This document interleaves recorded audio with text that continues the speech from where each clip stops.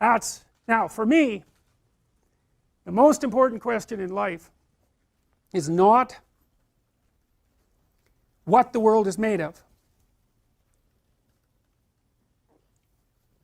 And in fact, I would say that's a relatively new preoccupation of humankind. You know, we didn't really formalize, you could say that the ancient Greeks laid the groundwork for the emergence of an empirical science. And then it emerged more formally with Bacon and Descartes and Newton 500-600 years ago. Not very long, like a blink of the eye in human terms. Before that, people were engineers, they could build things and so forth, but they didn't know how to, they weren't scientists. They didn't really conceptualize the world as an objective place. We do that automatically because science has seeped so far into our set of presuppositions. That doesn't make us good scientists, by the way, but it does make us believe that the fundamental reality of the world is an objective reality, and I'm not going to dispute that particularly, but leaves one set of questions unanswered, probably by its nature, because it wasn't designed to answer the question, and that question is, how should one conduct oneself in the world?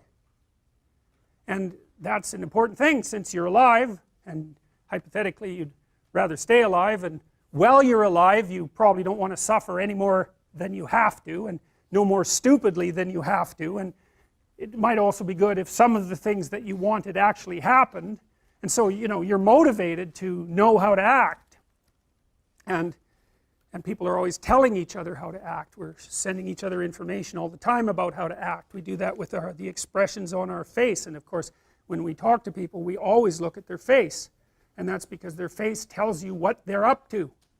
You know, if they're smiling and paying attention to you, well then you can assume that you're doing something right, and if they're looking annoyed or disgusted, that's a particularly bad one, then you might think, you might take a hint from that, especially if, you know, 3 or 4 people are doing it at the same time, and so we're reflecting some ideal to one another constantly, and the more attentive you are, the more likely you are to act in accordance with that ideal, and the more likely you are to move towards it.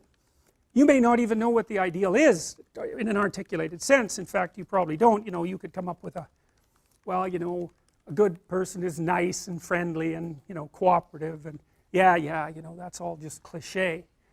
But you don't, you know, your conception might be very hollow. It's very likely that it's very hollow, even though you may be able to act in a very sophisticated manner.